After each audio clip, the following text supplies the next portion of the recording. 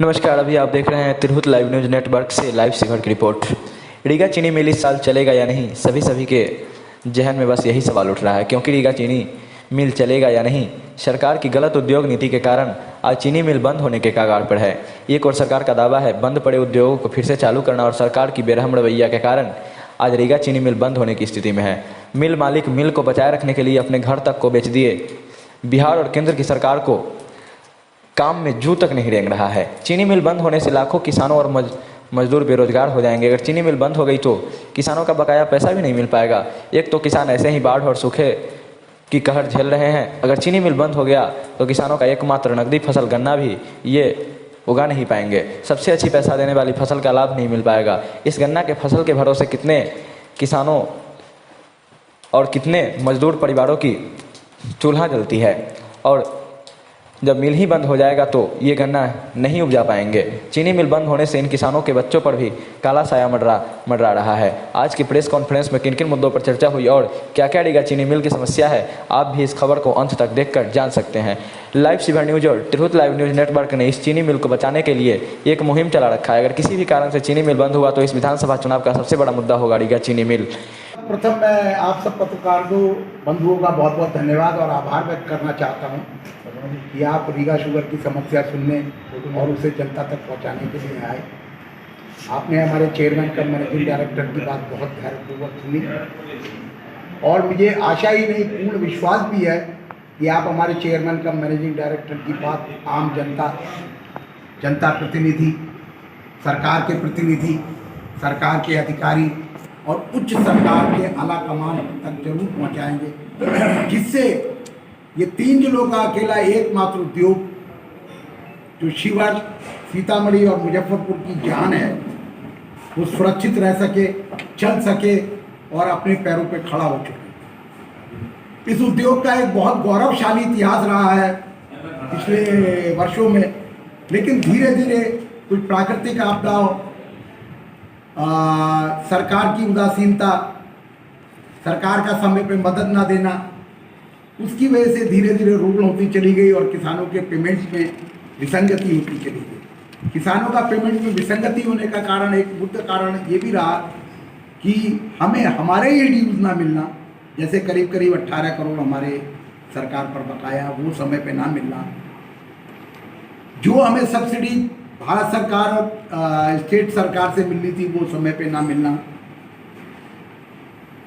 हमारे यहाँ गन्ने की रिकवरी कम होना, विगत वर्षों में प्राकृतिक आपदाओं का झेलना। पहले वो बाढ़ लगातार 2 साल से 2-2 मीटर पानी पूरे क्षेत्र में भर गया, गन्ने की रिकवरी कम हो गई, गन्ने की फसल ढह गई। जहाँ पहले 40,000 किसान जुड़े हुए थे गन्ने की खेती से और जहाँ ये 60 लाख गन्ना क्रश करती थी, अब मात्र 14,000 किसान जुड़े हुए हैं इससे, और पिछले वर्ष 21 लाख गन्ना क्रश हुआ। बाढ़ की वजह से रिकवरी कम, वैरायटी का चेंज ना होना, क्योंकि किसान की विसंगति, पेमेंट ना होने का एक मूल मुद्दा गन्ने का भुगतान का बढ़ता जाना और चीनी के प्राइस कम होता जाना। मैं आज आपको एक डाटा दूंगा जिसमें बड़ा क्लियर कट मेंशन है कि विगत 10 वर्षों में चीनी का मूल्य 4% बढ़ा, लेकिन गन्ने का मूल्य 113% बढ़ा। उसमें भी यहाँ लो क्वालिटी का गन्ना, जिसमें चीनी रिकवरी, वर्करों का एजुटेशन, बार बार चलती फैक्ट्री को छोड़ देना, बंद कर देना, जिससे लाखों रुपए, करोड़ों रुपए की क्षति होना। पिछले वर्ष लास्ट मार्च में ही, अप्रैल में ही 1 महीने में 46 करोड़ का नुकसान हुआ। ये रुग्ण होने के साथ साथ और रुग्णता की ओर बढ़ती चली गई। लेकिन हमारा मैनेजमेंट और उपस्थित कर्मचारियों और सबों के मानना यह है कि इसको गौरवशाली इतिहास पे लाना। जब तक हमारी सांस है, जब तक हमारे में सांस है, हाथ पैर हमारे चल रहे हैं, ये फैक्ट्री बंद होने नहीं देंगे। जितना भी हमसे भरपूर प्रयास होगा, अपनी अस्थि, मांस, मज्जा लगा के इसको चलाया जाएगा। लेकिन चलाने के लिए, आर्थिक विसंगतियों को दूर करने के लिए कुछ ना कुछ आर्थिक सहायता की आवश्यकता है। हमारा मानना है जब हमारे क्षेत्र का किसान मजबूत और सुदृढ़ होगा तो ये फैक्ट्री अपने आप सुदृढ़ और मजबूत होगी। आपके माध्यम से मैं बताना चाहूंगा कि इस फैक्ट्री की जो ऑडिट हुआ है 303 करोड़ की वैल्यू है। उसके अगेंस्ट में हम 60 करोड़ का एक सॉफ्ट लोन मांग रहे हैं बिहार सरकार से, और वो भी कह रहे हैं कि आप गारंटर बन जाइए, हमको मिल जाएगा, फैक्ट्री को मत दीजिए आप 60 करोड़ का लोन, वो डायरेक्ट किसानों के खाते में भेज दीजिए। हम खुल के कह रहे हैं आप हमारी आवाज पहुंचाइए। फैक्ट्री को नहीं चाहिए 60 करोड़ का लोन। हमारे जो काश्तकार हैं, हमारे केन प्रोडक्ट्स हैं, जो छोटा किसान है, बड़ा किसान है, मझोला किसान है, आपके खाते उसके पास उस खातों में डाल दीजिए, नाम हमारे चढ़ा दीजिए। लोग किसान जब मजबूत हो जाएगा, मेरा गन्ना लगाएगा, उत्तम वैरायटी का लगाएगा, ये फैक्ट्री मजबूत होगी। हम किसी से कुछ अनुदान या वैसे नहीं मांग रहे, हम अपनी प्रॉपर्टी के अगेंस्ट में मांग रहे हैं, जो भारत के संविधान के अनुसार मेरा अधिकार है।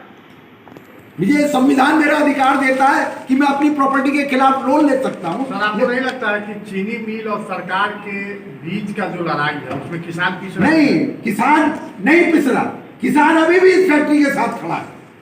और मैं आपके साथ बताता हूँ आपके माध्यम से, किसान नहीं पिस रहा, किसान के ही दम और बूते से ये फैक्ट्री आज भी चल रही है और खड़ी है। किसान नहीं चाहता कि रीगा शुगर कंपनी किसी भी हालत, किसी भी परिस्थिति में बंद हो।